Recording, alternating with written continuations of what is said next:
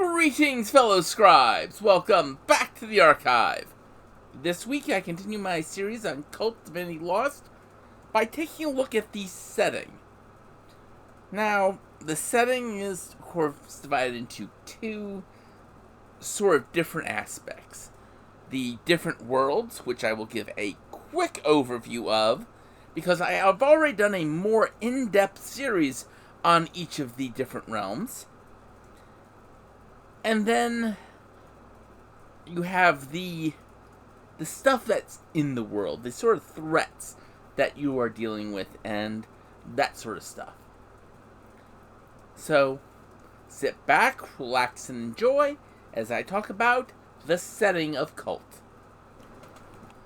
So let's start this off with just a whirlwind tour of the different realms. We'll start with where we are, Elysium. This is our prison and our jail, and also the thing that keeps us safe. We're sort of walled off from the other realms, though there are ways into them from Elysium. And this is both to keep us from rising up and taking back our divinity, but also to protect us from things that might want to eat us. Of course, no walls are perfect, things get through. But Elysium is, well, the world we know. Above Elysium, or sort of tenuously connected to it, wherever there's a city, is Metropolis. Metropolis was once the shining golden ideal of a city. But with the demiurge having vanished, it has become decrepit, corrupted, decayed. Things still exist in Metropolis. Things that still go about doing the jobs that they were meant to do, though more in pale imitation. The guards just sort of stand around the city, guarding empty buildings or places that were once important.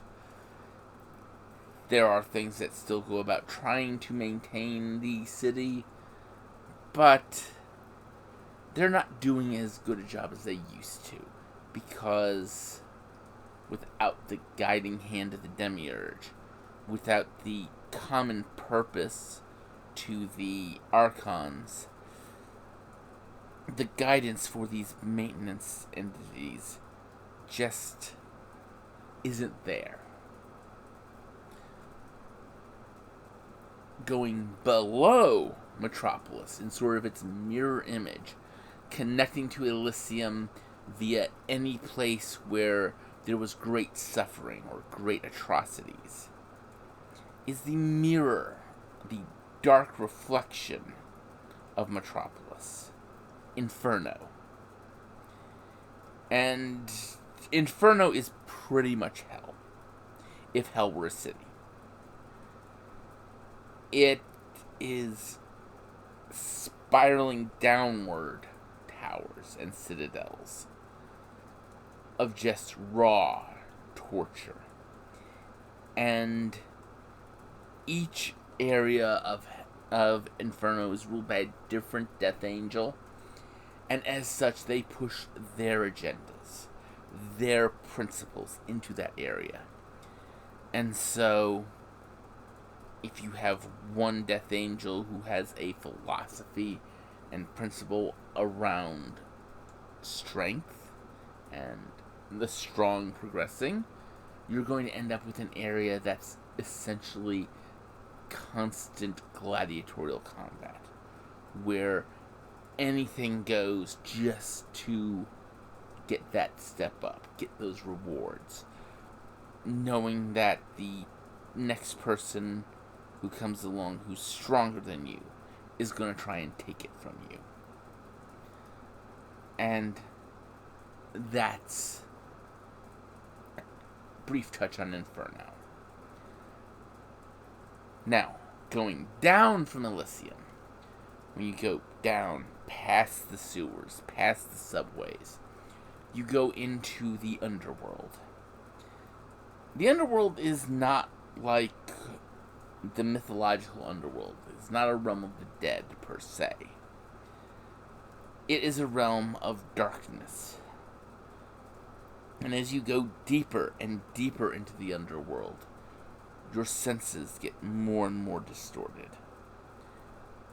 Towards the bottom, there is a great dark city,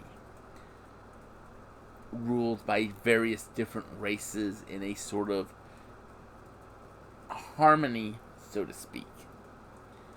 But past there, it goes into an even darker area, where eventually you reach a great absolute nothingness.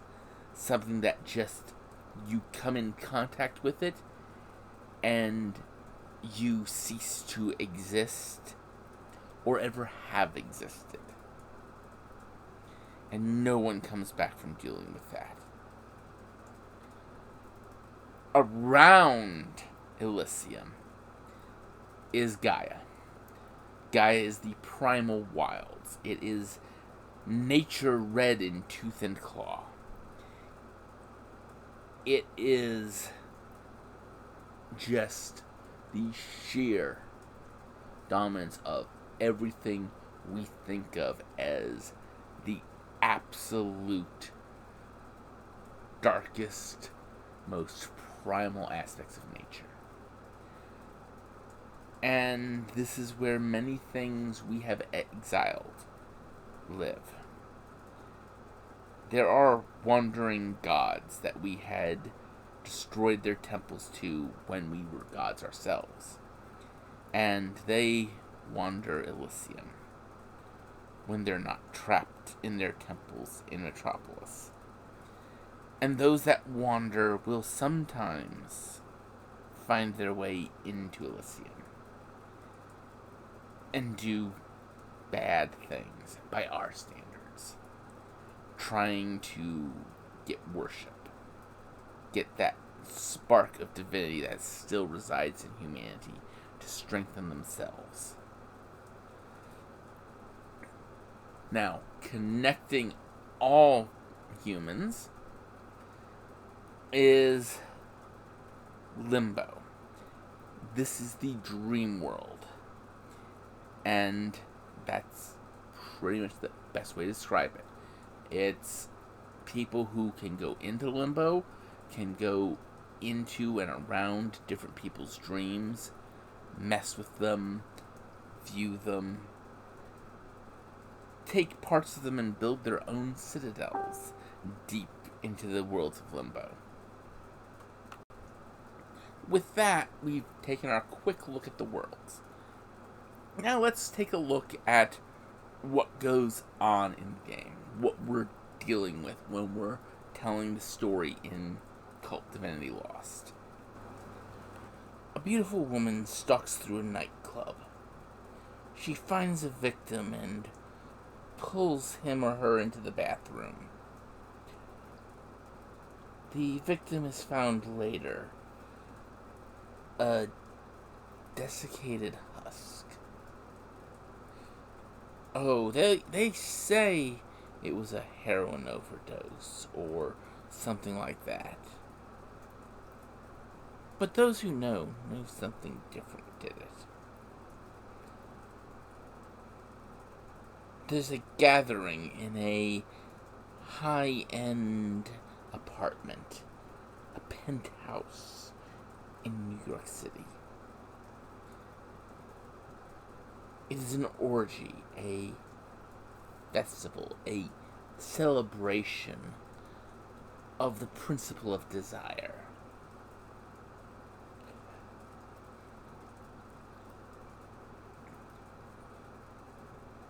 In some dark alley in Germany,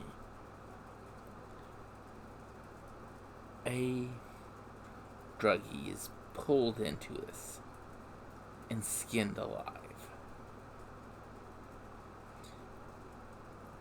And these These are the things that live in this world. This is the world of Kult Divinity Lost. A world where humanity was once gods. But now we're prey. Oh, there are things out there trying to protect us, but that's because they need us too. The death angels need us when we die. The archons need us, for they will find that principle of theirs that is closest to each person, and they will take us into their citadels, into their upper chambers, and our memories of those events, they will shave those off, using those to gain energy, to gain sustenance. And then, when they're through, we get cast off to be reborn again, in theory. But maybe nothing happens to us. Maybe we just go into absolute nothingness. We don't actually know. But the world of Kult Divinity Lost is driven by this key principle. The world around us, the world we see as we go about our daily lives, is a lie. It is a lie and a prison, carefully crafted, carefully designed to keep us down, to keep us from rising to the potential that we have as our birthright, as the divinity that is our nature. Most people are sleeping to this potential. But things will happen. Something will happen, and that lets us know a bit about this lie. Your character, what you play in this, is what they call aware. You are aware of the lie. And you are starting down that track. You are actively seeking to know more. Eventually, you start breaking through the lie. Are able to manipulate it, change things. At that point, you are considered enlightened. Because at that point, the lie has very little power over you. Oh, it still has power. It still restricts what you can do. But not as much as even with you being aware. As you're aware, you can see through it at points. You can push to other realms if everything's just right. Once you are enlightened, you get to manipulate the lie, to change things. And then, after a long, arduous journey, you become awakened. The divinity within you has fanned the light, and you are no longer bound by the lie. You can go and do whatever. You are starting that step towards humanity as a whole, reclaiming what we once were. And all through the way, agents of the Archons and the Death Angels are trying to stop you. Whether it be lictors of the Archons trying to enforce their principle, to keep you in check, to restrict you, whether it be Nephirites of the Death Angels, orchestrating their various minions to try and stop or kill you, or just cloud your mind and push you back under the lie. And then there are the other entities out there. Because as you become closer to what humanity once was, things start sensing you. And you are delicious. Your energy is something these things want to feast on. Because as you move from aware to enlightened, you are energy, you are power. That spark of divinity within you is starting to glow. And these things look for that.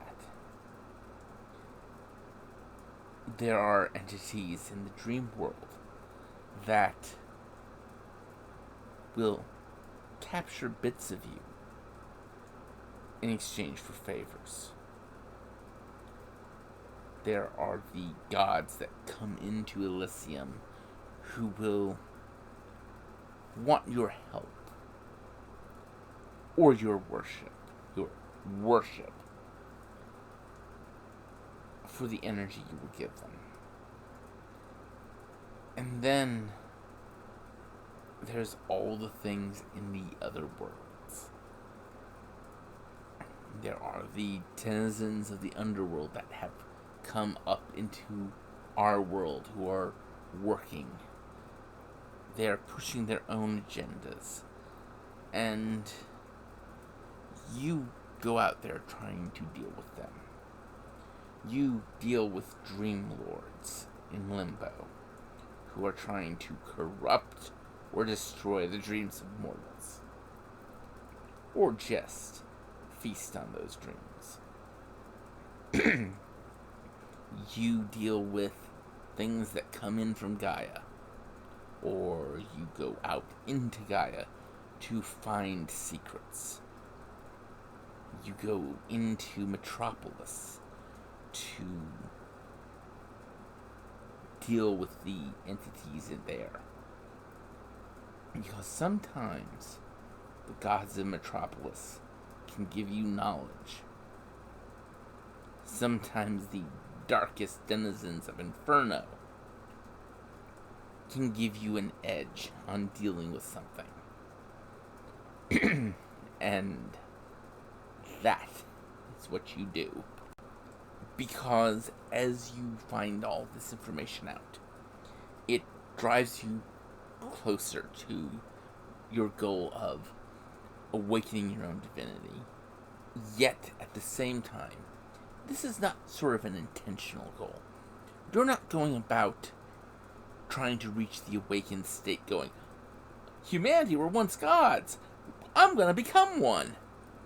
There's something driving you towards this.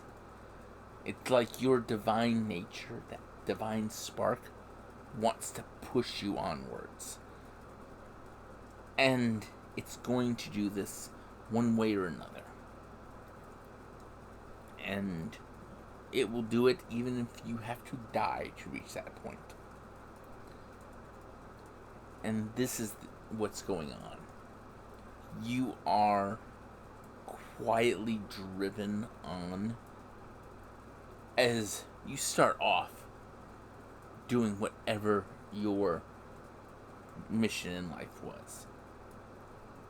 Trying to do whatever you can just to maintain some semblance of normalcy. And then things start getting weirder. And you have to live with this. You have to figure out how to deal with this. You are a doctor and you're trying to figure out what to do with this patient who has horrific bits of themselves cut up. and is still alive, and shows no sign of actually having any difficulties with this, because you're seeing through the facade of this entity. You don't know what to do with them, but you know what you're seeing isn't what everyone else is seeing, so you have to figure out why. Or maybe you were someone who was experimented on and your mind cracked and you started seeing Inferno while you were in your wonderful little lab. Or maybe many other possibilities. But whatever it is, you are moving on. You are moving continually forward through being aware into enlightened, eventually being awakened. And once you awaken, well, you're no longer PC. You have transcended mortality. You are no longer even connected to humanity, except by the most tenuous ways. You become an alien being, like so many of the other denizens of the world that we know and love. And that is the setting of Kult Divinity Lost. Next week, I'm going to talk about the systems and character creation. Until then, I'd like you all to remember, have fun, and keep gaming!